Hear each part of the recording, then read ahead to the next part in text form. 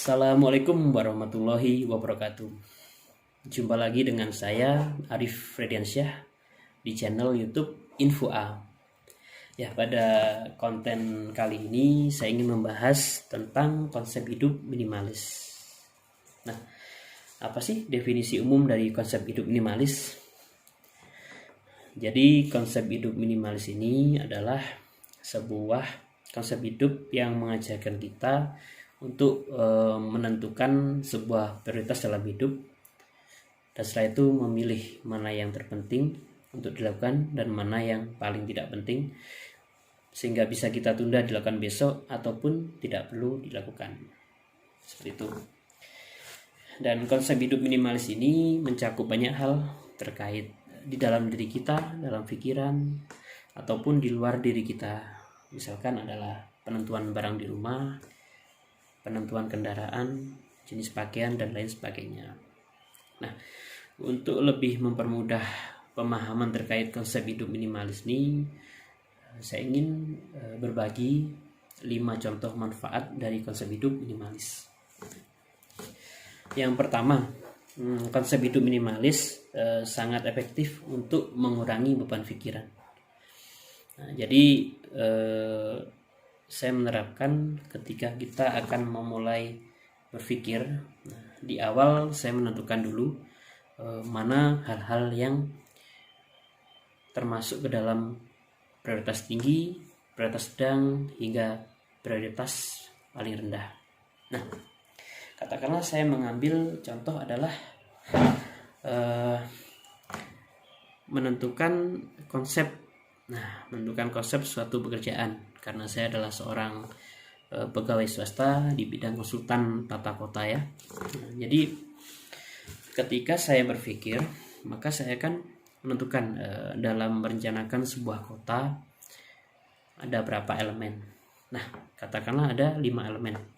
Nah, 5 elemen ini saya pilih elemen mana yang harus benar-benar diprioritaskan, ditata secara maksimal, mana yang sedang-sedang saja sudah cukup, dan mana yang sebagai pelengkap saja. Yang penting ada, atau misalkan nggak ada pun nggak apa-apa.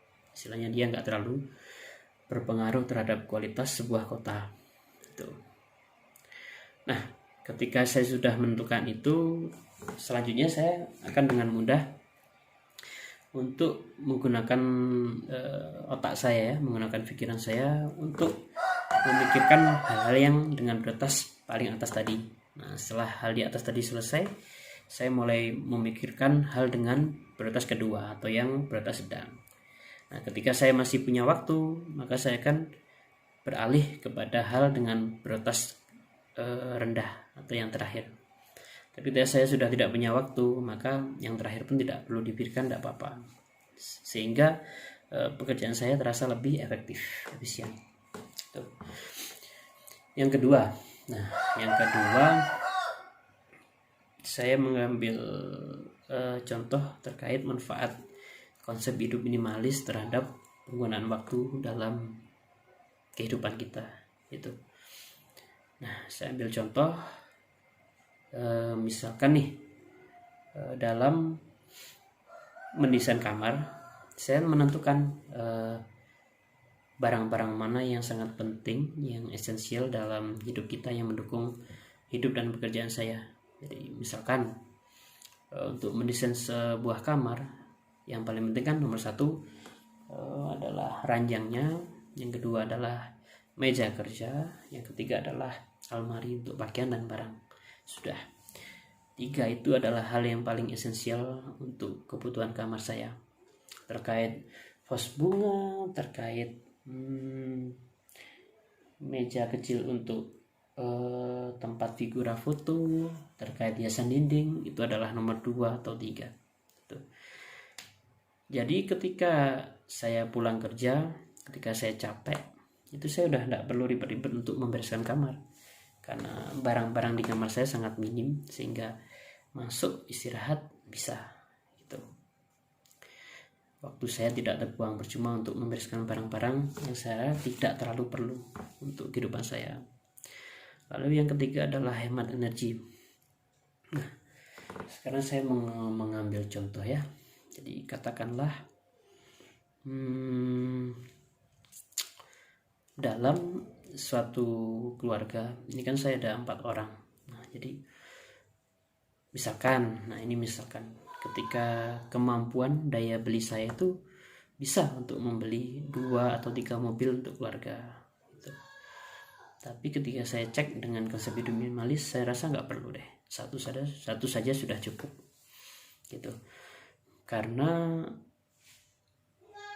dampaknya ketika saya punya mobil lebih dari 1, yang pertama kami akan membuang banyak energi, misalkan untuk pembelian bahan bakar, boros di BBM, lalu kita harus memikirkan parkir untuk 2-3 mobil, lalu pajak kita tiap tahun. Nah, beban pajak 3 mobil yang besar tiap tahun pastilah menuntut kita untuk bekerja lebih keras, mengeluarkan energi lebih banyak. Jadi kami menghindari untuk opsi seperti itu. Yang keempat adalah menghemat biaya. Nah, saya ambil contoh dalam menentukan barang-barang di dalam rumah ya, misalkan di area tamu dan di dapur katakanlah. Nah, kita bisa sebenarnya misalkan mau membeli TV yang cukup besar, mau diberikan PS, ataupun mau diberikan wahana bermain di ruang tamu. Tapi itu kan nggak betul-betul banget, itu nggak penting-penting banget. Oke lah, mungkin ketika saya bermain game di ruang tamu, menyambut tamu dengan hiburan yang banyak, itu memang menyenangkan. Tapi dampaknya kan kita nanti boros biaya. Sedangkan ya semua sama lah, punya kebutuhan pokok yang penting, yang sangat beresiko ketika uang kita gunakan untuk hal yang bersifat senang-senang, tapi nanti kebutuhan dasar tidak bisa terpenuhi. Maka menurut saya itu harus dihindari. Nah, yang terakhir ini manfaat yang saya rasa yang paling luas. Jadi secara umum adalah menyayangi lingkungan atau bumi kita. Jadi ketika lebih dari 1 orang ya, saya ambil contoh 1 kota. Ketika 1 kota sudah sepakat dalam mindset mereka untuk menerapkan konsep hidup minimalis di dalam hidup, maka akan ada banyak hal buruk yang kita hindari dan manfaat yang akan kita dapat.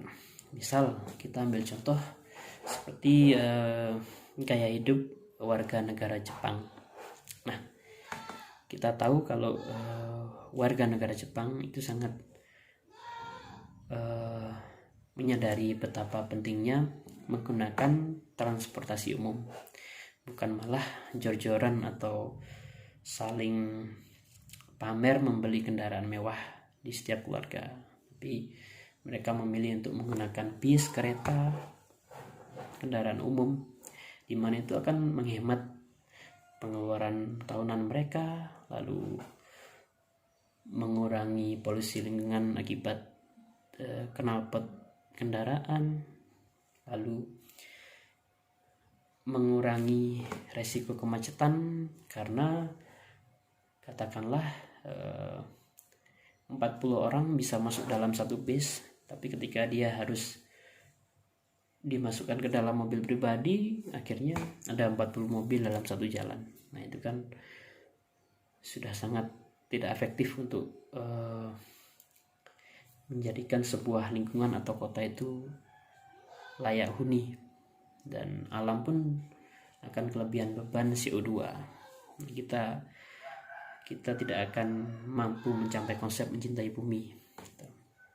Nah, jadi manfaat yang kelima, ketika konsep hidup minimalis diterapkan oleh banyak orang, kita akan lebih menyayangi bumi, dan uang yang sebelumnya kita gunakan untuk alokasi kendaraan pribadi bisa kita alihkan ke hal yang lebih penting, untuk tabungan keluarga, untuk invest, untuk usaha, atau untuk uang jaga-jaga kesehatan dan lain-lain. Ya. Nah, jadi seperti itu pembahasan di konten kali ini tentang konsep hidup minimalis. Saya sangat terbuka apabila ada komentar berupa saran-saran membangun dari kawan-kawan. entah setuju atau tidak atau melengkapi, saya sangat terbuka. Ya, demikian konten dari saya. Terima kasih, semoga bermanfaat. Wassalamualaikum warahmatullahi wabarakatuh.